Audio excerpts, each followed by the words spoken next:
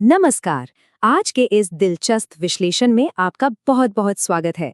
आज हम एक ऐसे विषय पर चर्चा करने वाले हैं जो हम सबके घरों से जुड़ा है। एक ऐसी चीज जो हर रसोई में मिल जाती है, लेकिन अक्सर हम उस पर ध्यान नहीं देते। जी हाँ, मैं बात कर रही हूँ रात की बची हुई या बासी रोटी की। अक्सर लोग इसे बेकार समझकर बस यूं ही फेंक देते हैं, लेकिन आज की हमारी स्रोत सामग्री इस साधारण सी चीज को एक बिल्कुल ही अलग और बहुत ही गहरे आध्यात्मिक नजरिए से हमारे सामने रखती है।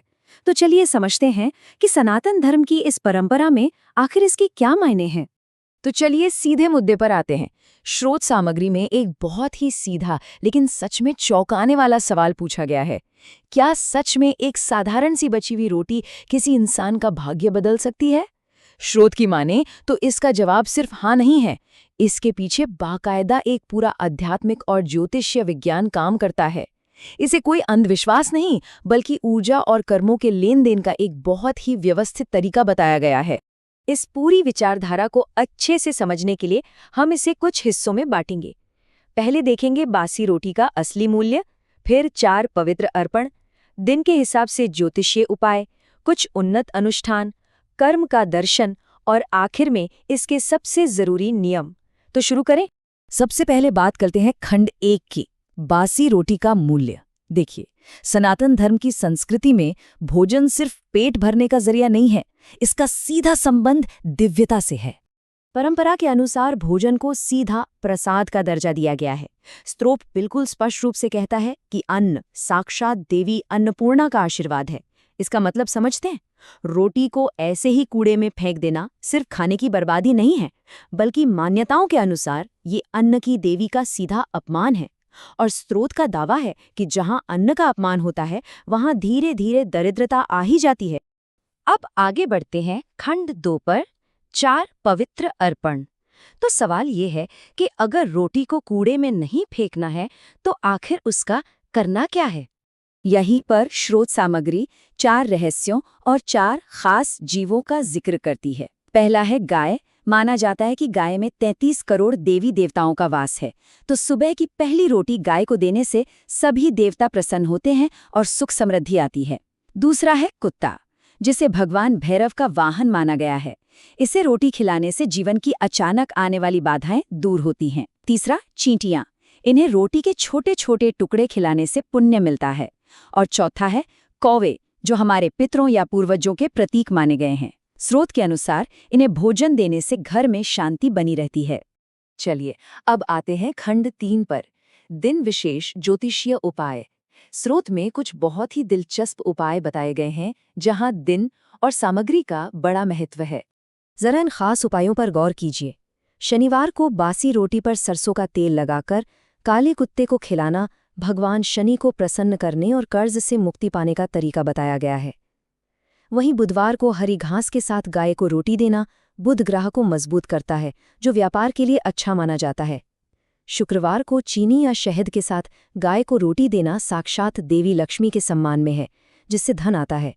और रविवार को पक्षियों को सादे टुकड़े खिलाना सोए हुए भाग्य को जगाने के लिए बताया गया है। ये पूरा का पूरा एक व्यवस्थित ज्योतिषीय चार्ट है। अब बढ़ते हैं खंड 4 की ओर, उन्नत समस्या समाधान अनुष्ठान। अब जो हम देखने वाले हैं वो सिर्फ एक दिन के उपाय नहीं है, बल्कि कुछ गहरी प्रक्रियाओं की बात है। स्रोत में एक 11 दिन के खास अनुष्ठान के चरण समझाए गए हैं। रात में रोटी पर थोड़ा सा गुड़ और एक तुलसी का पत्ता रखना होता है। फिर उसे दोनों हाथों में पकड़कर आंखें बंद करके अपनी सबसे बड़ी समस्या पर ध्यान लगाना होता है। इसके बाद उसे रात भर किसी साफ जगह रख दें और अगली सुबह गाय को खिला दें। स्रोत का दावा है कि ऊर्जा और प्रकृति का ये मिलन भयंकर दरिद्रता को भी दूर करने का एक बहुत शक्तिशाली अभ्यास है। एक और बहुत ही खास अनुष्ठान का जिक्र है, जो बुरी नज़र या अचानक बढ़ने वाली परेशानियों से बचने के लिए है। इसमें बासी रोटी पर सरसों का तेल लगाकर उसे सिर के ऊपर से 7 बार घुमाना होता है और फिर किसी कुत्ते को खिलाना होता है। मान्यता ये है कि ऐसा करने से एक अदृश्य सुरक्षा कवच बन जाता है, जो नकारात्मक ऊर्जा को काटता है। अब बात करते हैं खंड 5 की, कर्म का दर्शन। इन उपायों से थोड़ा पीछे हटकर जरा उस सोच को समझते हैं जो इन सब के पीछे काम करती है। यह एक बहुत ही साफ विरोधाभास दिखाया गया है। एक तरफ है रोटी को बेकार समझकर कूड़े में फेंक देना, जिसे दरिद्रता लाने और भगवान का अपमान करने वाला माना गया है, और दूसरी तरफ है उसे पूरी श्रद्धा के साथ किसी जीव को अर्पित करना। स्रोत का ये गहरा सिद्धांत कहता है कि जब हम ब्रह्मांड में किसी जीव को भोजन देकर सकारात्मक ऊर्जा भेजते हैं, तो वही ऊर्जा कई गुना होकर हमारे पास वापस लौटती है। स्रोत इन बातों को कुछ उदाहरणों से भी समझाता है। पहले मामले में एक ऐसे व्यक्ति का जिक्र है जो बहुत गंभीर आर्थिक तंगी से गुजर रहा था, पैसा टिकता ही नहीं था। सलाह मानकर जब उसने रोज गायों और कुत्तों को रोटी देना शुरू किया तो कुछ ही हफ्तों में उसके रुके हुए काम बनने लगे। दूसरे मामले में एक महिला ने जानवरों को लगातार प्रेम से खाना खिलाया, जिससे उसके घर में और उसके पति के व्यापार में समृद्धि आई। स्रोत स्पष्ट करता है कि ये कोई जादू टोना नहीं, बल्कि सीधे तौर पर उनके कर्मों का फल था। और अब हम आते हैं खंड 6 पर, आवश्यक नियम और संकल्प। क्योंकि देखिए, ये उपाय कोई मशीन की तरह करने वाले काम नहीं हैं। सबसे दिलचस्प बात यह है कि ये पूरी प्रथा संकल्प यानी आपके मन के भाव पर निर्भर करती है। स्रोत बिल्कुल साफ कहता है कि बिना सही भाव के ये सारे अनुष्ठान बेअसर हैं। रोटी देते समय ईश्वर को अपना अर्पण समर्पित करना और समस्या दूर करने की प्रार्थना करना ही इस एक छोटे से शारीरिक काम को एक बहुत बड़ी आध्यात्मिक साधना में बदल देता है। और हाँ, संकल्प के साथ साथ शुद्धता के भी कुछ बहुत सख्त नियम हैं। स्रोत के अनुसार ये अभ्यास सुबह सूर्योदय के बाद करना सबसे अच्छा माना जाता है। रोटी हमेशा साफ और खाने लायक होनी चाहिए। सड़ी हुई रोटी देना तो सीधा सीधा अपमान है। पूरे परिणाम के लिए 11 या 21 दिनों की अटूट निरंतरता बहुत जरूरी है। और अगर दिन अमावस्या, पूर्णिमा या एकादशी का हो तो समझिए इसका प्रभाव कई गुना और बढ़ जाता है। इस पूरी चर्चा के अंत में स्रोत एक बहुत ही गहरी और सोचने पर मजबूर कर देने वाली बात कहता है। कभी कभी सबसे बड़े चमत्कार सबसे छोटी चीजों में छिपे होते हैं। बिल्कुल।